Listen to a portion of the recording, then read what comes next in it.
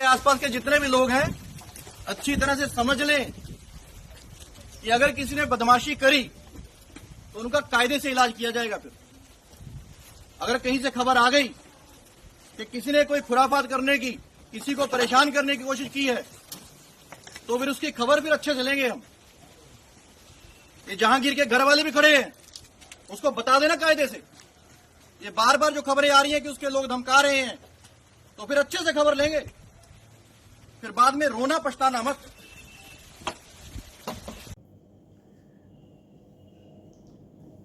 সিংঘাম আর পুষ্পার এই লড়াই আগামীকাল রাজ্য রাজনীতিতে নতুন কোনো মাত্রা দেয় কিনা সেটা দেখতে হবে।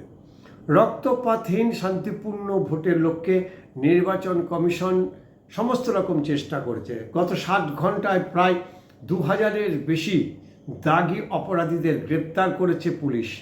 আর তারপরেও সিংঘাম আর পুষ্পার লড়াইয়ে এখন থমথমে গোটা দক্ষিণ 24 পরগনা। কেন এরকম পরিস্থিতি তৈরি হলো, কেন এই পরিস্থিতি হয়েছে, সে প্রশ্ন অবান্তর। দক্ষিণ 24 পরগনার বারবার করে অভিযোগ উঠছিল যে তারা ওখানকার যারা ভোটার রয়েছে তারা নির্ভয়ে ভোট দিতে পারে না, তাদের ভোট লুট হয়ে যায়, কার্যত ঘরে বন্দি করে তাদেরকে ভোটদান থেকে বিরত রাখে। জাহাঙ্গীরের দলের বিরুদ্ধে এই অভিযোগ পাওয়ার পরেই বারবার করে অজয় পাল শর্মা সেখানে যান এবং হুমকি দেয়। অজয় পাল শর্মা, জাহাঙ্গীরের লোকজন যদি কাউকে বাধা দেয় তাহলে ফল ভালো হবে না, তার ভুগতে হবে তাকে এবং তার পরিবারকে। আর এই কথা বলার পরেই জাহাঙ্গীর খান পাল্টা অজয় পাল শর্মাকে চ্যালেঞ্জ ছুড়ে দেয়।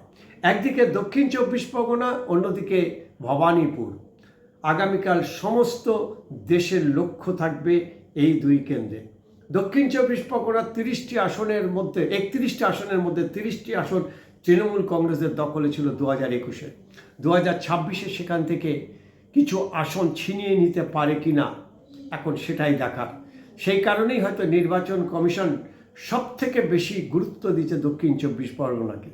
আর ভবানীপুর একেবারে শিয়ানায় টক্কর।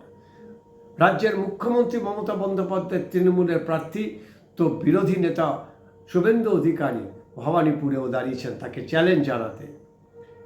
অভিযোগ পাল্টা অভিযোগ, শিয়ানায় কোলাকুলি, উত্তেজনা, এই সবটা নিয়েই আগামী 12 ঘন্টা কাটবে। ভোর 7টা থেকে ভোট শুরু হবে সন্ধ্যে 6টা পর্যন্ত। এই দীর্ঘ সময় পশ্চিমবঙ্গের রাজনীতির একেবারে সন্ধিক্ষণে দাঁড়িয়েছে যে নির্বাচন কমিশন সত্যি কতটা সফল হলো শান্তিপূর্ণ ভোট করাতে। 152টা সিটে যে নির্বাচন হয়েছিল প্রথম দফায় 23 এপ্রিল মোটামুটিভাবে শান্তিপূর্ণ ছিল, কিন্তু 142টি আসনে যে নির্বাচন আগামীকাল হতে চলেছে কতটা শান্তিপূর্ণ হবে, যেভাবে নির্বাচন কমিশনের পুলিশ অবজারভারদের সঙ্গে বাকযুদ্ধ চলছে, যেভাবে টেনশন বাড়ছে, তাতে সেই প্রশ্ন ঘুরে ফিরে আরও একবার আসছে যে সত্যিই কি ভোট শান্তিপূর্ণ হবে। আগামীকাল এই ভোটের দিকে আমাদের সকলের নজর থাকবে।